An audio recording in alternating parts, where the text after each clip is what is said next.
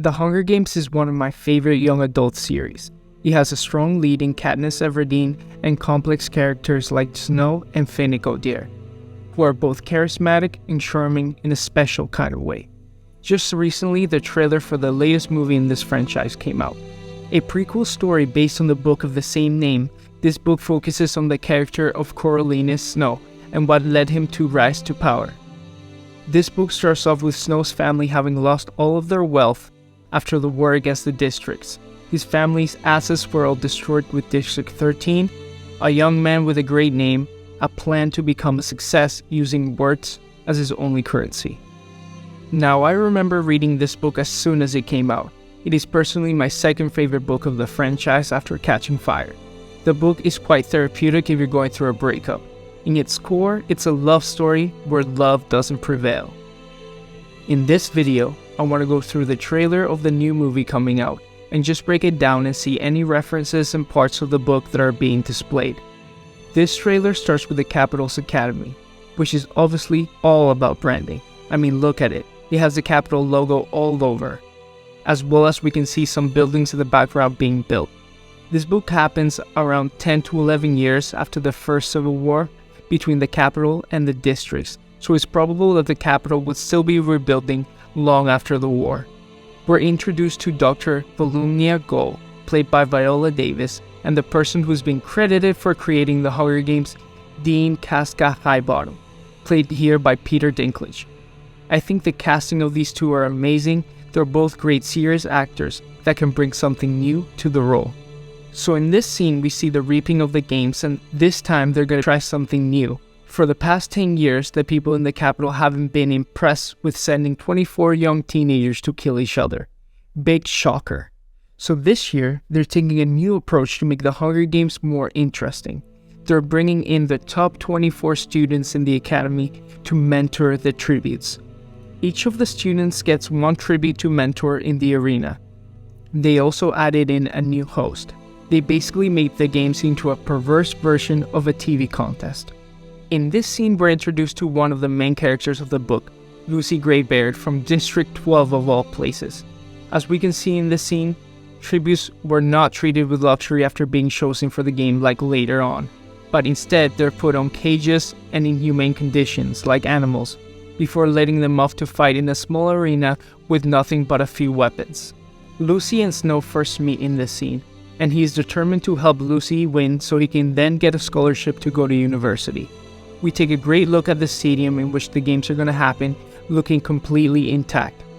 Later in the trailer, we see the same arena in which the tributes are fighting, and it's almost completely destroyed.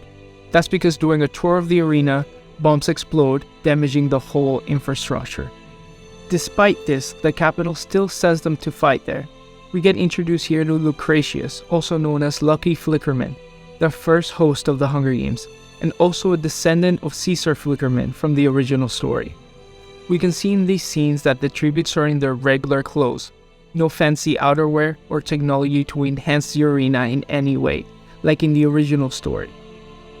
We can see the drones in the arena, and that's because these are the first games in which sponsors are introduced, an idea that came from Snow in order to better promote the event. In this scene, some of the tributes have hacked the drones into chasing the other tributes. I believe this is Sejanus Plinth, as known when he goes in the arena being chased by two other tributes in one of the tunnels surrounding the stadium. This scene is one of my favorites in the book. Reaper, the tribute from District 11, is taking the Capitol's flag and uses it to cover the dead bodies from the other tributes, as well as a cape for himself. Now in this scene, we see Snow in District 12, which happens later in the story. He is cast out to District 12 as a peacekeeper for cheating in the games. I believe this is another shot of when Sejanus breaks in the arena, right in the middle of the games. This scene looks to be the scene where Snow gets a letter from his grandma while he's in District 12, saying that they're going to be evicted because they can't afford to keep their place. This looks to be close to the end of the story, when Lucy is hiding in the trees and Snow is trying to kill her after realizing he could bury all the evidence that would incriminate him for committing a murder and could continue his military career. This is the scene when Casca Highbottom sends Snow to be a peacekeeper after he cheated to get Lucy to win in the games.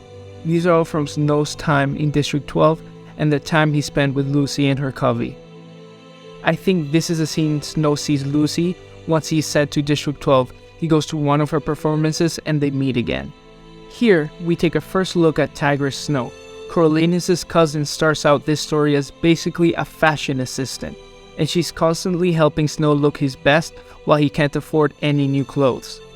She was introduced in the third book of the original series, looking much more different, and basically was cast out by Snow later in the timeline. These snakes are going to be very important in the plot of the story because they're going to be integral to Lucy winning in the arena. In this scene, we see Sejanus angry at the capital for what they're doing to the districts. He's from District 2 and was not born in the capital. He's idealistic and stands for what he believes in.